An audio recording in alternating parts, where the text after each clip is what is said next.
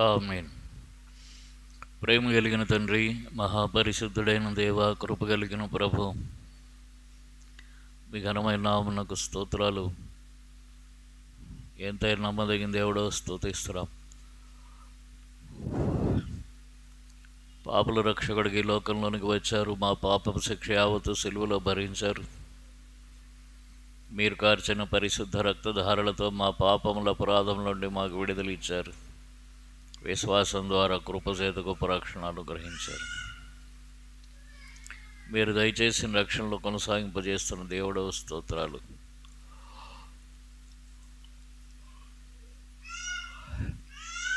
ఒకడు తన కనుపాపను కాపాడినట్లు మమ్మల్ని కాపాడుతున్నారు, స్తుతిస్తున్నాము. ఎంతైనా నమ్మదగిన వాడు ప్రభు. తండ్రి, ఈ వారపు దినాలు మా యాత్రలో మాకు తోడుగా ఉన్నారు. ఇమ్మానుయేల్ ఎబెనేజర్గా ఉన్నారు, స్తుతిస్తున్నాం. ప్రభు, మరొక పరిశుద్ధ ప్రభుదినం మా జీవితాల్లో మాకు అనుగ్రహించినందుకు వందనాలు. తండ్రి, ఈ లోకంలో చెదిరిన సమస్త పరిశుద్ధులు మిమ్మల్ని ఆరాధిస్తుండగా వారందరూ ఏకీభవించి మేము కూడా ఆరాధించినట్లు మమ్మల్ని ఆయత్తపరుస్తున్నారు, స్తోత్రాలు. తండ్రి, ఈ స్థలం, ఈ ఆవరణ నన్ను మమ్మల్ని మీ రక్త ప్రోక్షణలు తెచ్చుకున్న మమ్మల్ని పవిత్రపరచండి. మా అపరాధాలు, దోషాలు, తప్పిదాలు క్షమించండి ప్రభు. మీ రక్తంతో కడి పవిత్రపరచండి. రాగలిగిన వారిని బట్టి స్తోత్రాలు. రావాల్సిన వారందరూ త్వరగా రాగలిగినట్టు సాయం చేయండి. అనారోగ్యాల వల్ల రాలేకపోతున్న వారికి మరొక తరుణం దయచేయండి. మంచి ఆరోగ్యాలు అనుగ్రహించండి, సహాయం చేయండి. కొడిగా ఆదరించి అంతవరకు సరస్వత వహించండి ప్రభు. పాడుకునే పాటలు దయచేయండి. కంఠం ఏక తాత్పర్యం, ఏకభావం, ఏక తాళంతో పాటలు పాడి మిమ్మల్ని భయంపరచుటూ సహాయం చేయండి. దేవా, వాద్యాలు వాయించుటూ కృప చూపండి. ధ్యానించే వాక్య భాగాల్లో, ఆరాధన వర్తమానంలో, బల కొరకైన వర్తమానంలో మీ దాసుని కొలతరైన ఆత్మతో నింపి బలపరిచి వాడుకొని మహిమ పొందండి. ఆత్మతో సత్యం యథార్థంగా ఆరాధించినట్లును యోగ్యమైన రీతిలో బలలో చేయముంచినట్లు మాకు సహాయం చేయండి. సండే స్కూల్ పరిచర్యను దీవించండి. ర్యాలీ కొరకు పిల్లలు సిద్ధపరచండి.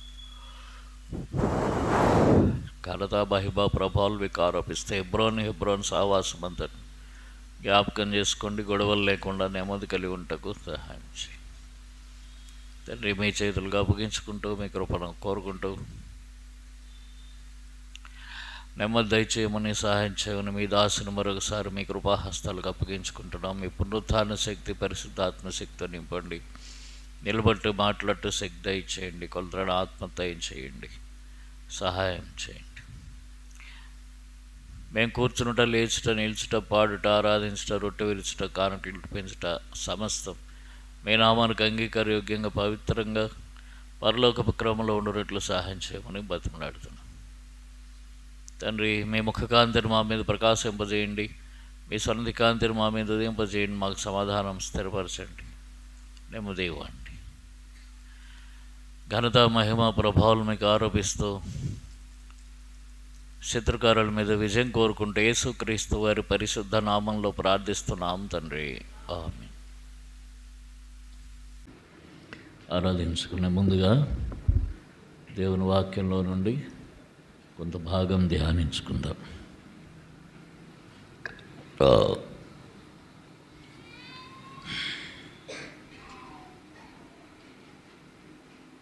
హెబ్రీయులకు రాసిన పత్రిక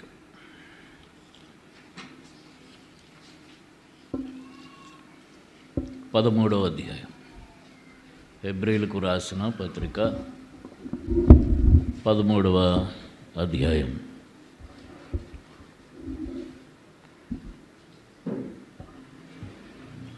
6వ వచనం కలిసి చదువుకున్నాం. హెబ్రీ 13:6 కలిసి చదువుకున్నాం. కాబట్టి ప్రభు నాకు సహాయుడు, నేను భయపడను, నరమాత్రం నాకేం చేయగలడని మంచి ధైర్యంతో చెప్పగలవారమై ఉన్నాం. ప్రభువు నాకు సహాయుడు. ప్రార్థన చేసుకున్నాం. ప్రేమ కలిగిన తండ్రి, మీ పరిశుద్ధ నామమునకి స్తోత్రాలు. యేసు ప్రభు వందనాలైన స్తుతులు అర్పిస్తున్నాం. ఘనత, మహిమ, ప్రభావములు మీకు ఆరోపిస్తున్నాం. నమ్మదగిన దేవుడు పాటల ద్వారా మిమ్మల్ని మహింపరచడానికి కృపనిచ్చారు. వందనాలు.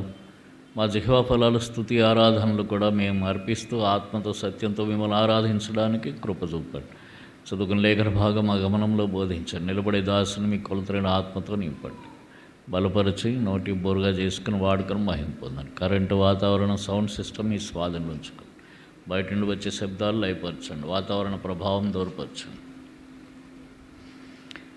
దేవా, నిద్రమత్తు ఆవలింతలు, చెదిరిపోయి తలంపులు లయపరచండి. ప్రభు సహాయం చేయండి. మీ వాక్యం వెల్లడి ఒకటి తోడనే వెలుగు కలుగును. అది తెలివి లేని వారికి తెలివి కలిగించిన వాగ్దానం నెరవేర్చండి. మీ ముఖకాంతిని మా మీద ప్రకాశింపజేయండి, బలపరచండి. ఆత్మతో సత్యంతో మిమ్మల్ని ఆరాధించుకున్నట్లుగా మమ్మల్ని సిద్ధపరచండి. యేసు ప్రభు వారి నామంలో వేడుకుంటున్నాము తండ్రి.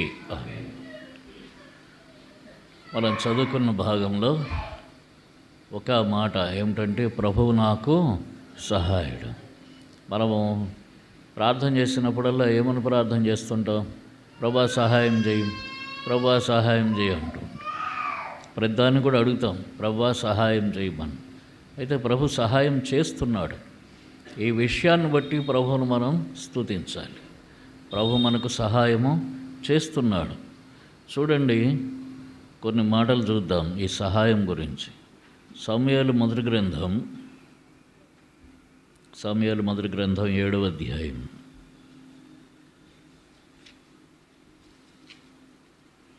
సమూయేలు మొదటి గ్రంథము 7వ అధ్యాయము 12వ వచనం కలిసి చదువుకుందాం. 1 సమూయేలు 7:12, 1 శామ్యూయల్ 7:12 కలిసి చదువుకున్నాం. అప్పుడు సమూయేలు ఒక రాయి తీసి మిస్పాకును షేనుకును మధ్యన దానిని నిలిపి, ఇంతవరకు యెహోవా మనకు సహాయం చేస్తానని చెప్పి దానికి ఎబెనెజరు అను పేరు పెట్టాను, సహాయపు రాయి. ఇంతవరకు యెహోవా మనకు సహాయం చేశాను. అక్కడ వారికి ఫిలిష్తీయులతో యుద్ధం వచ్చినప్పుడు ఫిలిష్తీయుల చేతిలో నుంచి వారిని విడిపించాడు ప్రభు. కనుక వారికి నెమ్మది వచ్చింది. ఇంతవరకు యెహోవా మనకు సహాయం చేశాడు, ఎబెనెజర్ అయిన దేవుడు. ఇప్పుడు మన జీవితాల్లో మారు మనసు పొందిన దగ్గర నుండి ఎంతవరకు మనకు తెలియకపోతే తెలియకుండానే మారు మనసు మనం పొందకముందు కూడా ప్రభు మనకు సహాయం చేస్తూ వచ్చాడు. మనకు అది అర్థం కాదు. ఇప్పుడైతే మారు మనసు పొందిన తర్వాత కూడా ఇంతవరకు ప్రభు ఏం చేస్తున్నాడు? మనకు సహాయం చేస్తూ. ఈ మాట మనం ప్రభువుకు చెప్పగలం. ప్రభువా, నా జీవితంలో ఇంతవరకు నీవు నాకు సహాయం చేస్తున్నావయ్యా, అందుకని నీకు స్తోత్రం. నువ్వు నా జీవితంలో కూడా ఎబెనెజర్గా ఉన్నావు, సహాయం చేసే రాయిగా, సహాయపు బండగా నీవు నాకున్నావు ప్రభువా, నీకు స్తోత్రం.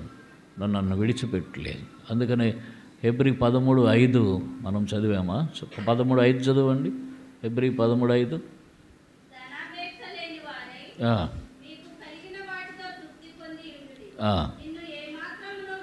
నిన్ను ఏమాత్రం విడువను, నిన్ను ఎన్నడను ఎడబాయనని ఆయనే చెప్పాను కదా. కాబట్టి ప్రభువా, నువ్వు నన్ను ఏమాత్రం విడవలేదు, ఎడబాయలేదు. ఎంతవరకు నువ్వు నన్ను విడిచిపెట్టక ఏం చేసావు?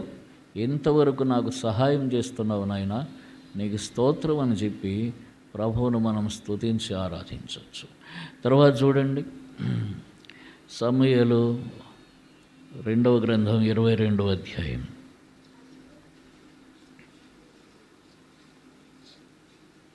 సమూయేలు 2:22, 2:22, 30వ కలిసి చదువుకున్నారు. 2వ సమూయేలు 22:30 కలిసి చదువుకున్నారు. నీ సహాయం చేత నేను సైన్యములు జయింతును, నా దేవుని సహాయం వలన నేను ప్రాకారములను దాటుదును. నా దేవుని సహాయం వలన నేను ప్రాకారములు దాటుదును అంటున్నాడు దావీదు. దేవుని సహాయం వలన సైన్యములు జయించాట. మనకైతే ఈ ఫిజికల్ యుద్ధం అంటే మనుషులతో మనం బాహాబాహి యుద్ధం చేసేది ఉండదు. కానీ మన దేవుని సహాయం వలన ప్రాకారములు దాటిన అనుభవం. ప్రాకారాలు అంటే ఆటంకాలు, అడ్డంకులు. వాటిని దాటుతూ వచ్చిన అనుభవం మన జీవితంలో ఉంది. అనేకమైన అడ్డంకులు మన జీవితంలో, కానీ కనబడినవి, మానవ సంబంధమైనవి, పరిస్థితుల సంబంధమైనవి, ఇబ్బందుల సంబంధమైనవి, అనేకమైనటువంటి ఆటంకాలు. వాటన్నింటినీ దాటుతూ వచ్చాము ఈ దినం వరకు. మన జీవిత కాలంలో ఈ సంవత్సరంలోనే కాకుండా ఇదివరకు కూడా మన జీవిత కాలంలో ఇన్ని అడ్డంకులను దాటుతూ వచ్చాం.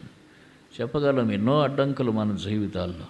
ప్రభువా, నీ సహాయం వలన మాత్రమే ఈ అడ్డంకులు నేను దాటానయ్యా, నీకు స్తోత్రమని ప్రభువును మనం స్తుతించగలుగుతాం. నీ సహాయం వల్లనే నేను ఈ ప్రాకారముల వంటి అడ్డంకులు నేను దాటగలిగాను, నీకు స్తోత్రం అని చెప్తాం. తర్వాత చూడండి, దినవృత్తాంతాలు మొదటి గ్రంథము. ఓయ్ ఏంది తిరుగుళ్ళు, కూర్చో. రెండో దినవృత్తాంతాలు 18వ అధ్యాయం. కూర్చోండి, కదలకండి పిల్లలు, మాట్లాడకుండా కూర్చోవాలా. 31వ వచనం చూడండి. రెండో దినవృత్తాంతాలు 18వ అధ్యాయం 31వ వచనం.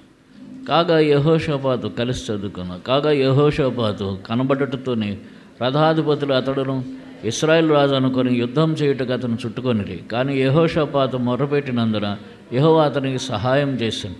దేవుడు అతని యుద్ధ నుండి వారు తొలగిపోనట్లు చేసి. ఇక్కడ ఏమైంది? యెహోషాపాతు ఆలోచించకుండా ఆహాబుతో కలిసి యుద్ధానికి వెళ్ళాడు. ఎవరి మీదకి వెళ్ళాడు యుద్ధానికి చెప్పండి?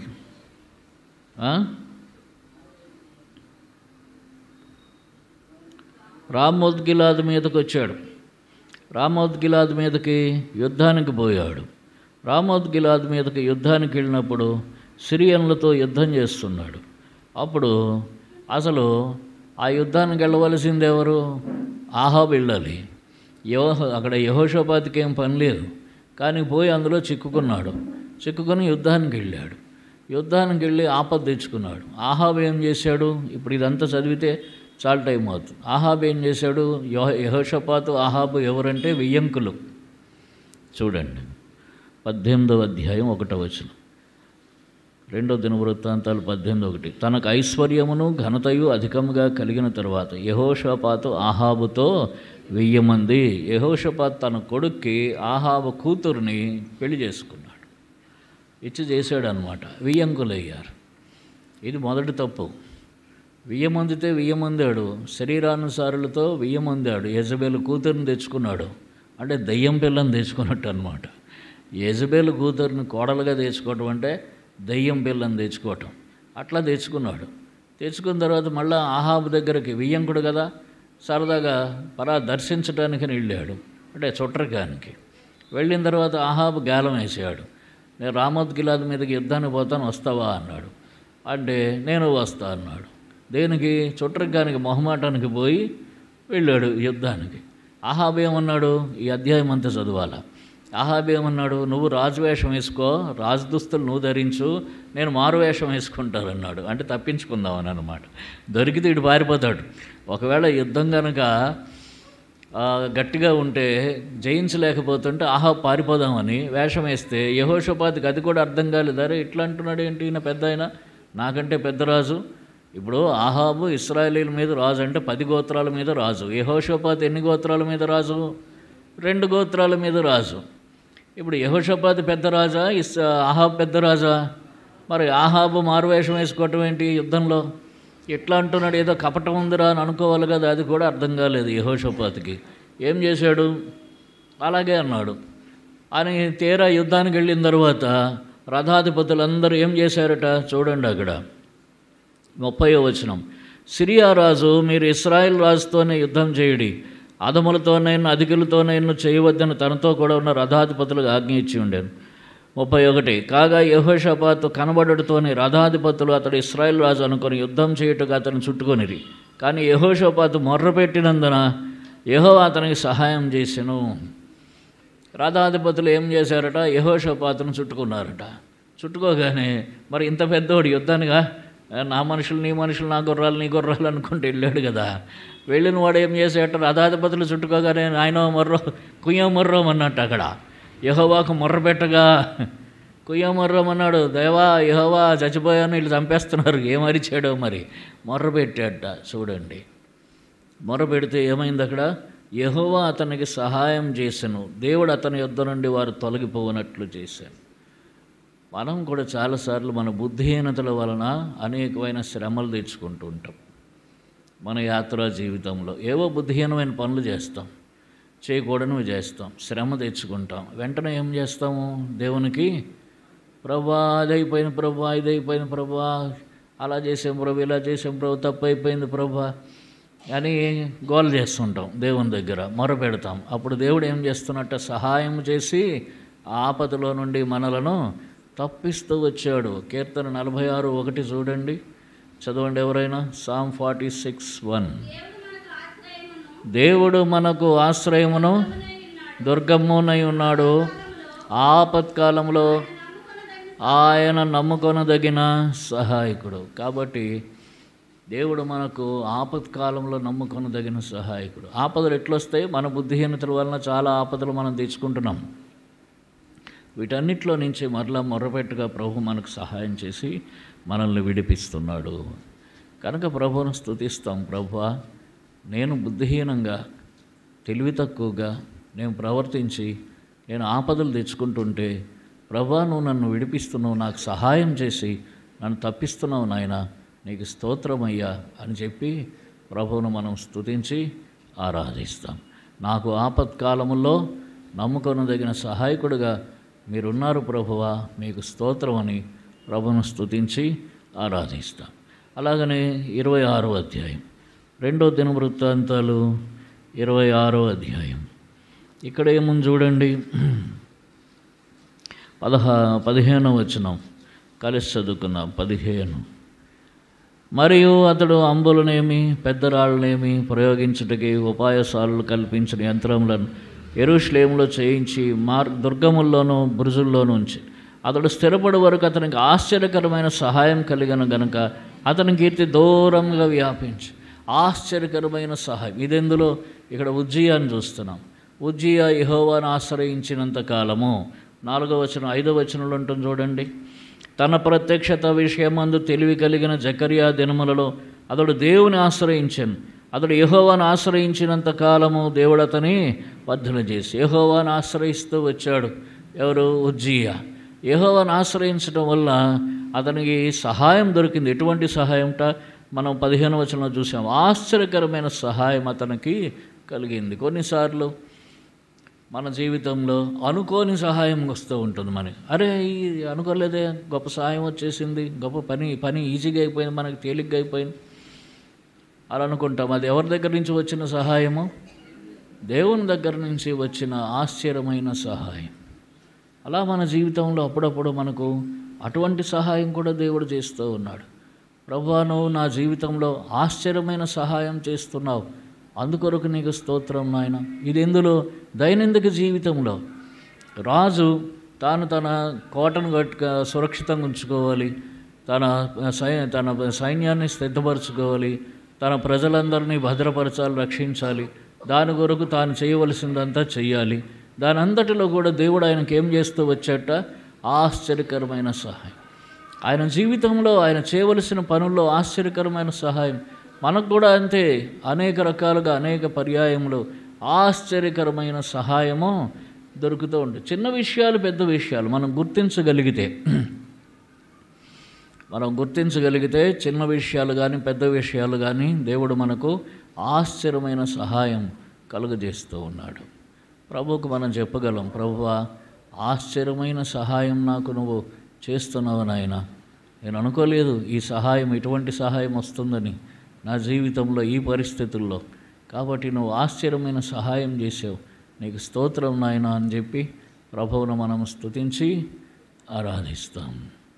అర్థమైందా? ఓసారి అంటే ఉదాహరణకు అర్థం కాడని చెప్తాను. ఓసారి ఏదో స్కూల్ ఫీజు కట్టాలంటే కాలేజ్ ఫీజు కట్టాలంటే నా దగ్గర ఎంతో కొంత డబ్బులు ఉన్నాయి. 4,000, 5,000, 6,000 ఎంతో ఉన్నాయి. ఈ లోపల మా దగ్గర ఒక సహోదరుడు ఉన్నాడు, రిక్షా చేసుకుంటాడు. ఆయన వచ్చి అన్నాడు, అన్న పిల్లల ఫీజు కట్టాలి, లేకపోతే పిల్లలకి స్కూల్ డ్రెస్ తీయాలో ఏదో ఒకటి, పిల్లల్ని స్కూల్కి రానివ్వమంటున్నారన్నా అన్నాడు. ఏమెంత అన్నాను. ఒక 1,000 రూపాయలు అన్నా, 1,000 రూపాయలు ఉంటే సరిపోతాయని అన్నాడు. నాకే చాలవు. నాకు చాలవు ఎలాగనో, నాకు ఇంకా కావాలా, నాకే చాలవు, నాకు ఎట్లనూ చాలవు. సరే చాలినా చాలకపోయినా 1000 రూపాయలు కదా అని నాకు ఉన్న దాని నుంచి 1000 రూపాయలు ఆయనకి ఇచ్చాను. సరే తీసుకెళ్ళాను అన్నాను. మర్నాడు ఒక ఆయన హైదరాబాద్ నుంచి వాళ్ళ బంధువుల ఇంటికి వచ్చి నన్ను పలకరించడానికి వచ్చాడు. నేను ఎక్కడో ఉన్న ఉయ్యూరులో. నన్ను పలకరించడానికి వచ్చాడు. వచ్చి 18,000 ఇచ్చాడు. అర్థమైందా? నాకు అంతా కావాలి, యాక్చువల్గా నాకు అదంతా కావాలి. 18,000 ఆ బ్రదర్ ప్రార్థన చేయండి అని ప్రార్థన చేస్తే, ఇది దేవుడు మీరు ఉంచుకోండి అని చెప్పి కానుక పెట్టాడు. ఆశ్చర్యమైన సహాయం అంటే ఇట్లా ఉంటుంది అన్నమాట. అర్థమైందా?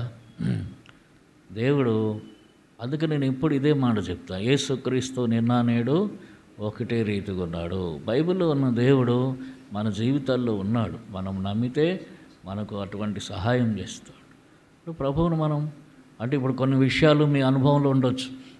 మనం ధ్యానిస్తున్న సంగతుల్లో కొన్ని విషయాలు మీ అనుభవంలో ఉండొచ్చు, కొన్ని విషయాలు మీ అనుభవంలో లేకపోవచ్చు. కానీ అవి కూడా మీ అనుభవాల్లోనికి వస్తాయి. దేవుడు అటువంటి కార్యం తప్పకుండా చేస్తాడు. నీవు నమ్మిన ఎడల దేవుని మహిమ చూస్తావు. ఆశ్చర్యకరమైన సహాయం చేసేటటువంటి దేవుడు డబ్బుల విషయంలోనే కాదు, అనేక విషయాల్లో. కొన్నిసార్లు ఒంటరిగా ఉంటాం. దాహం వేసిందనుకోండి, మనకు దాహం వేస్తే ఎవరు చుట్టూ నీళ్ళు ఇచ్చేవాళ్ళు కూడా లేరు. మనకు ఓపిక లేనప్పుడు ఎవరో ఒక గ్లాసుడు మంచినీళ్ళు, మనకు తెలియని వాళ్ళు ఒక గ్లాసుడు మంచినీళ్ళు తీసుకుని ఇస్తే అది కూడా ఆశ్చర్యమైన సహాయమే. అర్థం చేసుకోవాలా? అర్థమవుతుందా? కేవలం డబ్బుతోనే కాదు మనకు సహాయం. మాట సహాయం దొరుకుతుంది, మనిషి సహాయం దొరుకుతుంది, చిన్న చిన్న సహాయాలు దొరుకుతాయి, పెద్ద సహాయాలు దొరుకుతాయి. అలాగన ప్రభు మనకు ఆశ్చర్యమైన సహాయం ఎప్పుడు జీవితకాలం అంతట్లో చేసేటటువంటి దేవుడు. కనుక ప్రభువును స్తుతిస్తాం. ప్రభువా, నువ్వు ఆశ్చర్యకరమైన సహాయం నాకు చేసేవాడుగా ఉన్నావు కనుక నీకు స్తోత్రం నాయన. అలాగనే దినవృత్తాంతాలు 2వ గ్రంథం 32వ అధ్యాయం చూడండి. దినవృత్తాంతాల గ్రంథం 2వ అధ్యాయం, దినవృత్తాంతాలు 32వ అధ్యాయం 6-7 వచనాలు. జనుల మీద సైన్యాధిపతులు నియమించి పట్టణపు గుమ్మములకు పో రాజవీధిలోనికి వారిని తన యొద్దకు రప్పించి వారికి ఇలా హెచ్చరిక చేశాను. 7వ వచనం. మీరు దిగులు పడకుడి, ధైర్యం విడుకుడి. అషూరు రాజుకైనను అతనితో కూడా ఉన్న సైన్యమంతటికైనా మీరు భయపడవద్దు, విస్మయం పొందవద్దు. అతను కలిగి ఉన్న సహాయం కంటే ఎక్కువ సహాయము మనకు కలదు. కొన్నిసార్లు ఇక్కడ అషూరు రాజు యూదారాజు మీదకి యుద్ధానికి వచ్చాడు. ఆయన సైన్యాన్ని పంపాడు. ఆ సైన్యం చూస్తే మహాభయంకరమైన సైన్యం. వారితో యుద్ధం చేయటానికి నిజానికి హిజ్కియాకు కానీ హిజ్కియాతో ఉన్న ఆ సైన్యానికి కానీ చేత కాదు. కానీ హిజ్కియా ఏమంటున్నాడు చూడండి, తన ప్రజలతో ఏమన్నాడు? మీరు అషూరు రాజుకైనను అతనితో కూడిన సైన్యమంతటికైనను మీరు భయపడవద్దు, విస్మయం పొందవద్దు. అతను కలిగి ఉన్న సహాయం కంటే ఎక్కువ సహాయమో మనకు కలదు. అని గొప్ప సైన్యం ఉండొచ్చు, కానీ అతనికి కలిగిన సహాయం కంటే మనకు కలిగిన సహాయమో చాలా ఎక్కువ. మాంసమయమైనటువంటి హస్తమే వారికి సహాయం, దేవుని హస్తం వీరికి సహాయం. కనుక ఎక్కువైన సహాయం చేసేటటువంటి దేవుడు. దేవుడు ఏం చేశాడు? ఆ రాత్రి ఒక దూతను అషూరు దండుపేటలోకి పంపిస్తే ఎంతమందిని చంపేశాడు? 185,000 మంది చంపేశాడు. అదనమాట ఎక్కువైన సహాయం. దేవుడు మనకు అధికమైన సహాయం ఇచ్చేటటువంటి వాడు, ఎక్కువైన సహాయం చేసేటటువంటి వాడు. మనకు ఆశ్చర్యం, మనకు అర్థం కాదు. అర్థమైందా? అందుకనే ఎలీషా అంటాడు, ఎలీషా చుట్టూ ఆ సిరియన్ రాజులు మొత్తం ఆ సైన్యం అంతా ఉన్నారు. అయ్యో నా ఏలినవాడ ఏం చేస్తామన్నాడు ఎలీషా సేవకుడు. అయితే ఎలీషా వాని కనులు తెరిచి ఏమన్నాడు ఎలీషా? వారికంటే మనపక్షంగా ఉన్నవారు ఇంకా అధికులు, గొప్పవారు. అధికమైన సహాయం దేవుడు, పరసంబంధమైన సహాయం కూడా మనకు చేస్తాడు. ఆశ్చర్యకరమైన సహాయం చేస్తాడు చాలా పర్యాయంలో. ఇటువంటి దేవుడు, ఎక్కువ సహాయం చేసే దేవుడు, ఆశ్చర్యమైన సహాయం చేసే దేవుడు, ఆపత్కాలముల్లో సహాయం చేసేటటువంటి దేవుడు. తరువాత ఇంతవరకు ప్రతిదినము సహాయం చేస్తూనే ఉన్నటువంటి దేవుడు, ప్రాకారములు దాటడానికి, ఆటంకాలు అడ్డంకాలు దాటడానికి సహాయం చేస్తున్నటువంటి దేవుడు. అంతేకాదు చూడండి అక్కడ నెహెమ్యా గ్రంథంలో నెహెమ్యా ఒక మాట చెప్తాడు. నెహెమ్యా గ్రంథము 2వ అధ్యాయం, నెహెమ్యా గ్రంథము 2వ అధ్యాయము 18వ వచనం. నెహెమ్యా గ్రంథం 2:18. నాకు సహాయము చేయు దేవుని కరుణాహస్తమును గూర్చియు రాజు నాకు సెలవిచ్చిన మాటలన్నీ నేను వారితో చెప్పి తిని, అందుకు వారు మనము కట్టుటకు పూనుకొందము రండని చెప్పి ఈ మంచి కార్యం చేయుటకి బలం తెచ్చుకొనిరి. కాబట్టి నెహెమ్యా కాలంలో అంతకుముందు నెబుకద్నెజరు ఏం చేశాడంటే, నెబుకద్నెజరు అంటే బబులోను రాజు, ఆ యూదా దేశానికి వెళ్ళి యెరూషలేం మందిరాన్ని అంతటిని శుభ్రం పడగొట్టేశాడు. పాడు దెబ్బ అయిపోయింది యెరూషలేం. ఇప్పుడు యెరూషలేం చుట్టూ మళ్ళీ ప్రాకారం కట్టుకోవాలి. వాళ్ళు మందిరం కట్టారు. ఆయన ఎవరు?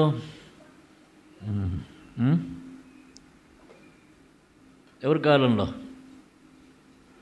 జెరుబ్బాబేలు కాలంలో మందిరం నిర్మించారు. తర్వాత కొన్ని ఇళ్ళు కట్టుకున్నారు, కానీ ప్రాకారం లేదు. ఆ ప్రాకారం కట్టాలి, గోడ కట్టాలి. ఆ గోడ కట్టడానికి నెహెమ్యాను దేవుడు వాడుకున్నాడు. నెహెమ్యా వచ్చి ఏమంటున్నాడు? మనకు దేవుడు నాకు తోడయున్న దేవుని కరుణాహస్తము నాకు సహాయం చేస్తూ ఉన్నాడు. అంటే వారందరూ మనము కట్టుదము రెండని మంచి పనికి పూనుకున్నారు. చాలాసార్లు మనం ఒక మంచి పని చేయడానికి దేవుడు మనకు సహాయం చేస్తాడు. మంచి పనికి అంటే మన వల్ల కాదు, మనకు బలం చాలదు, శక్తి చాలదు, సామర్థ్యం చాలదు. అయితే ఒక మంచి పని చేయటానికి దేవుడు సహాయం చేసే దేవుడుగా ఉన్నాడు. ఆయన కరుణాహస్తముతో మనకు సహాయం చేసే దేవుడు. అంటే ఎన్ని విధాలుగా, ఎన్ని కోణాల్లో మన జీవితంలో మనకు సహాయకుడు చూడండి. అందుకని అపొస్తలుడైన పౌలు గారు ఒక్క మాట చెప్పేశాడు. ఏమన్నాడు? ప్రభువు నాకు సహాయుడు. అంతే. ఆ మాట లోపల ఎంత ఉంది. ఇంకా కొన్ని విషయాలే ధ్యానిస్తున్నాం. బైబిల్ అంతా ధ్యానిస్తే ఎన్నో రకాలైనటువంటి సహాయాలు అందించేటటువంటి వాడు దేవుడు. ప్రభువు నాకు రే ఏంద్రా పూనకం పెట్టినట్టు? ఎవడు వాడు?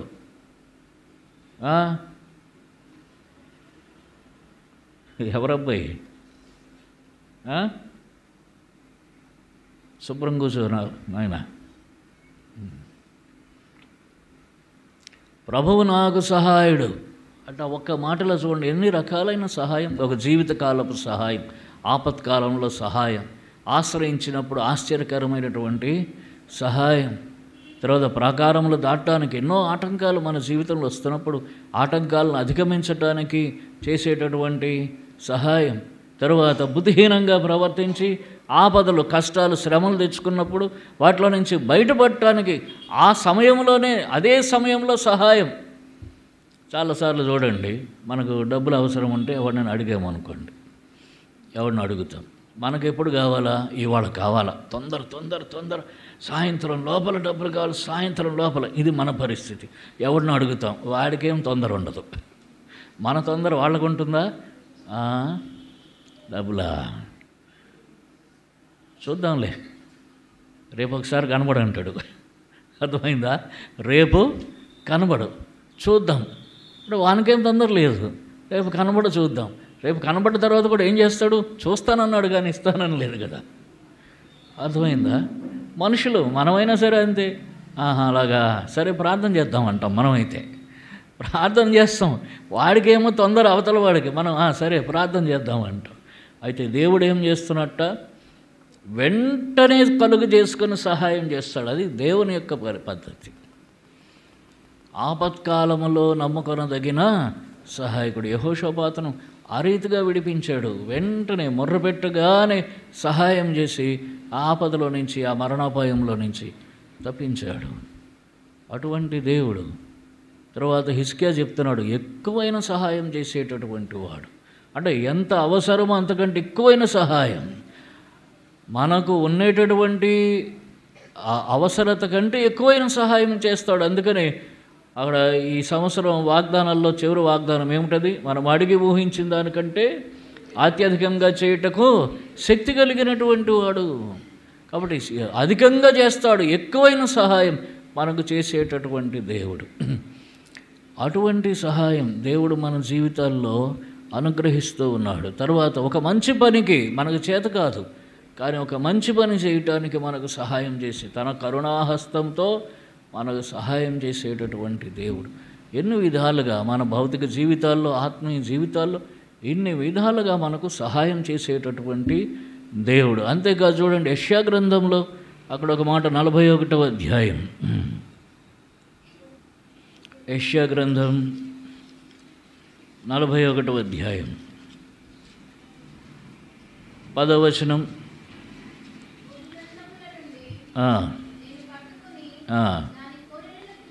పిలుచుకొనిన వాడా, నీవు నా దాసుడువనియు నేను నిన్ను ఉపేక్షింపక ఏర్పరచుకుంటుననియు నేను నీతో చెప్పి ఉన్నాను, నీకు తోడై ఉన్నాను. భయపడకము, నేను నీ దేవుడై ఉన్నాను. దిగులు పడకము, నేను నిన్ను బలపరుతును. నీకు సహాయం చేయవాడు నేనే. నీతి అను నా దక్షిణ హస్తంతో నిన్ను ఆదుకొందును. నీతి అను నా దక్షిణ హస్తంతో ఆదుకుంటాడు. అవినీతితో సహాయం చేయడు దేవుడు. ఇప్పుడు నీతి అను దక్షిణ హస్తంతో సహాయం చేస్తాడు. ఎక్కడి నుంచి చూసేట? భూ దిగంతముల ఆవల నుండి, దాని కొనల నుండి మనల్ని చూసి అక్కడి నుంచి పట్టుకున్నట్ట. దగ్గరకు వచ్చి ఇట్లా చూసి కుమారేనా అని అనలేదు. అర్థమైందా? మనకైతే రాత్రి చీకట్లో కొద్దిగా మసగ్గా ఉంటుంది, ఇట్లా చూస్తూ ఉంటాం. దేవుడు ఎక్కడి నుంచి చూసేట? భూ దిగంతముల కొనల నుండి చూసి అక్కడి నుంచి చేయి చాపు పట్టుకొని ఏం చేస్తున్నట్ట? నీతి అను దక్షిణ హస్తంతో ఆదుకుంటున్నట్టు. ఎందుకు? నువ్వు దిగులుతో ఉన్నావు, నువ్వు కృంగుదలతో ఉన్నావు, నువ్వు భయంతో ఉన్నావు. అదే అంటాడు, భయపడకము, దిగులు పడకము, నీకు సహాయం చేస్తాను, నేను నీ దేవుణ్ణి, నిన్ను బలపరుస్తాను, నీకు తోడుగా ఉన్నాను, నువ్వు నా దాసుడు. ఎన్ని మాటలు చెప్పాడో చూసారా? మనం దిగులుతో ఉన్నప్పుడు, కృంగుదలతో ఉన్నప్పుడు, భయంతో ఉన్నప్పుడు, దిక్కుతోచని స్థితిలో ఉన్నప్పుడు ఏం చేస్తున్నట్ట? మనల్ని పట్టుకున్నాడు, అంటే విడిచిపెట్టట్లేదు. తర్వాత మనకు సహాయం చేస్తున్నాడు. నీతి అను తన దక్షిణ హస్తంతో సహాయం చేస్తున్నాడు. తానే స్వయంగా తన కుడి చేతితో మనకు సహాయం చేస్తున్నాడు. ఎడమ చేతికి కుడి చేతికి తేడా ఉంది. బుద్ధిహీనుడు తన ఎడమ చేతిని ఆడించడం అని ఉంది సామెతల గ్రంథంలో. అర్థమైంది? అందుకే ఎవరికన్నా మనం ఏదైనా ఇచ్చేటప్పుడు కుడి చేతితో ఇవ్వాలి తప్పనిసరిగా. దేవుడు కూడా చూడండి, కుడి చేయి అనే వాడతాడు దేవుడి గురించి. నీ బాహువే, నీ దక్షిణ హస్తమే వారికి సహాయం చేసిన వారికి విజయం కలుగజేసినని ఉంటుంది. కనుక దేవుడు తన దక్షిణ హస్తం, అది కూడా నీతి అనే దక్షిణ హస్తం. దేవుడి దగ్గర నుంచి వచ్చే సహాయం నీతియుక్తమైన సహాయం. అర్థమైందా? ఇప్పుడు పోయి పేకట ఆడి ₹1,00,000 గెలవటం అంటే అది నీతియుక్తమైన సహాయమో? పేకట ఆడేశాను, ₹1,00,000 వచ్చింది, అప్పు తీరిపోయింది బాబు, దేవుడు సాయం చేశాడు బాబు నాకు అంటే కాదు. అది పేకట ఆడితే వచ్చిన సహాయం ఎవరి దగ్గర నుంచి వచ్చింది? సాతాను దగ్గర నుంచి వచ్చింది. అది దేవుని దగ్గర నుంచి సాయం కాదు. అర్థమైందా? దేవుడి దగ్గర నుంచి వచ్చేది నీతియుక్తమైన సహాయం. అందుకే స్పెక్యులేషన్ దగ్గరకు పోకూడదు మనం. స్పెక్యులేషన్ అంటే 100 పెడితే 1000 వస్తుంది, 10,000 వస్తుంది, అది స్పెక్యులేషన్. అలా 100కి 1000 వస్తుంది, 10,000 పెడితే మొత్తం బొద్ది. అలా పోగొట్టుకున్న వాళ్ళు కూడా ఉన్నారు, మనవాళ్ళే ఉన్నారు, విశ్వాసులే. కుయ్య ముర్రం అంటున్నారు ఇప్పుడు. కాబట్టి స్పెక్యులేషన్ దగ్గరకు పోకూడదు. నీతియుక్తమైనటువంటి సహాయం దేవుడు చేస్తాడు. ఎప్పుడు చేస్తాడు? సరైన సమయంలో చేస్తాడు. ఆయన ఆలస్యం చేయవాడు కాదు. తర్వాత ఈ సహాయం అంతా ఎక్కడి నుంచి చేస్తాడట? చూడండి, కీర్తన 20.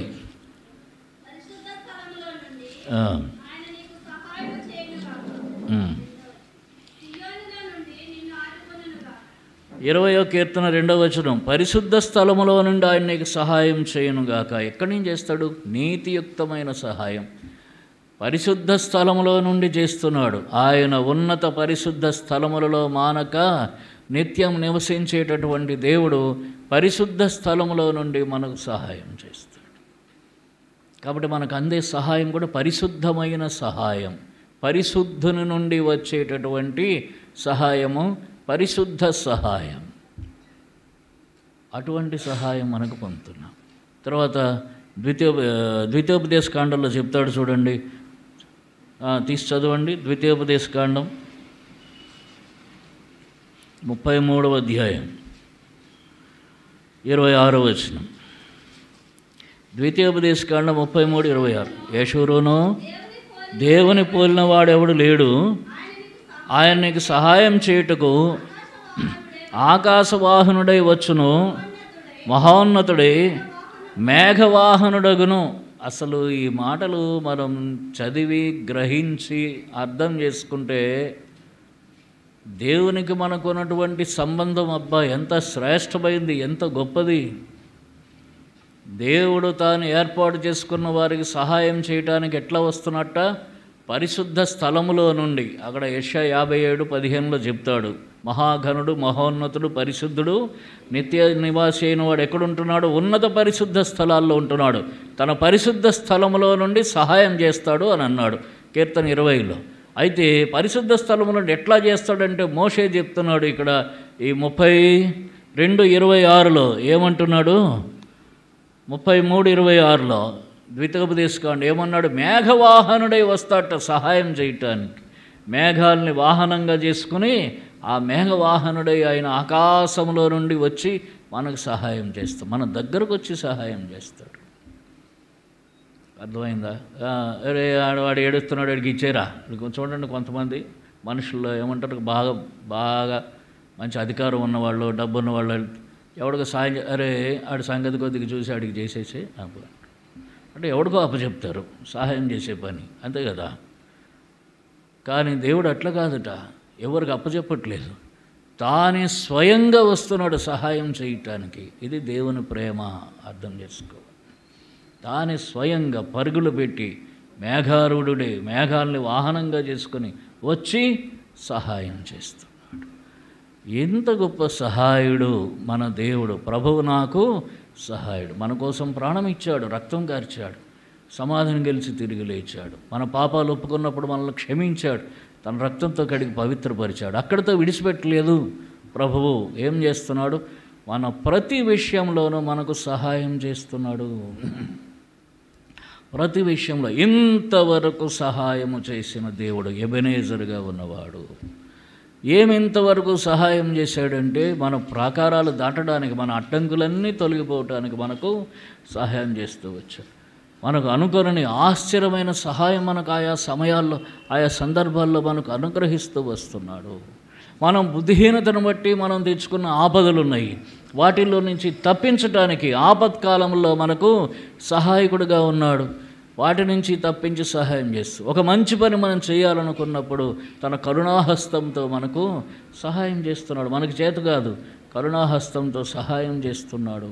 ఈలాగున అనేక విషయాల్లో తన పరిశుద్ధ స్థలములో నుండి మనకు సహాయం చేస్తున్నాడు. అందుకొరకు పరుగులు పెట్టి మేఘవాహనుడై వచ్చి మనకు సహాయం చేస్తున్నాడు. కనుక మనం ఏం చేస్తాము? చూడండి, అక్కడ అంటాడు 28వ కీర్తన 7వ వచనం. 28వ కీర్తన 7వ వచనం కలిసి చదువుకుందాం. యెహోవా నా ఆశ్రయము, నా కీడము, నా హృదయము ఆయన యందు నమ్మిక ఉంచిన గనుక నాకు సహాయం కలిగను. కావున నా హృదయం ప్రహర్షించుచున్నది, కీర్తనలతో నేను ఆయనను స్తుతించుచున్నాను. కాబట్టి నాకు సహాయం కలిగను. నా హృదయం ఆయన యందు నమ్మిక ఉంచింది, నాకు సహాయం కలిగింది. కొన్నిసార్లు మనం నమ్మకం ఉంచకపోయినా సహాయం పొందుతున్నాం. అటువంటి సహాయం దేవుడు చేశాడు గనుక కీర్తనాకారుడు అంటాడు, నా హృదయం ప్రహర్షించుచున్నది, నా హృదయం సంతోషిస్తోంది. ఇంత గొప్ప సహాయం నాకు దొరికింది, నా హృదయం సంతోషిస్తోంది. కనుక నేను ఏం చేస్తా అంట, కీర్తనలతో నేను ఆయనను స్తుతిస్తాను. కనుక ఇంత సహాయం చేస్తున్న దేవునికి మనం ఏం చేయాలి? స్తుతించాలి, కీర్తించాలి, ఆరాధించాలి. 1-2 అనుభవాలు మనకి ఇంకా లేకపోవచ్చు, కొంతమందికి మీలో కొందరికి లేకపోవచ్చు. అటువంటి అనుభవాలు రానున్న దినాల్లో ఉంటాయి. అర్థమైందా? ప్రభువు నాకు సహాయుడు. అన్ని సందర్భాల్లో, అన్ని సమయాల్లో, అన్ని విషయాల్లో ఆయన మనకు సహాయుడిగా ఉన్నాడు. ఆశ్చర్యకరమైన సహాయం చేసేవాడుగా ఉన్నాడు. ఎబెనేజరుగా ఉన్నాడు. సహాయపు రాయిగా, బండగా మన కొరకున్నాడు. కనుక మనం దిగులు పడవలసిన పని లేదు. మన కృంగుదలలో, మన వేదనలో, మన బాధలో, ఇబ్బందులు, ఇరుకులో, శ్రమలో, వాటన్నింటిలో ఏమంటున్నాడు? నిన్ను దూరం నుంచి చూసి నేను నిన్ను పట్టుకున్నాను గనుక నీతి అను నా దక్షిణ హస్తంతో నీకు సహాయం చేస్తాను. అలాగే ఎన్నోసార్లు మనకు సహాయం చేసినటువంటి దేవుడు. కనుక ఈ అనుభవాలన్నింటిని బట్టి ప్రభువా నువ్వు నాకు సహాయుడిగా ఉన్నావు, ఎబెనేజర్గా ఉన్నావు, నిన్ను స్తుతించి ఆరాధిస్తాను అని చెప్పి కొద్ది మాటలతో ప్రభువును మనం స్తుతించి ఆరాధించుకుందాం.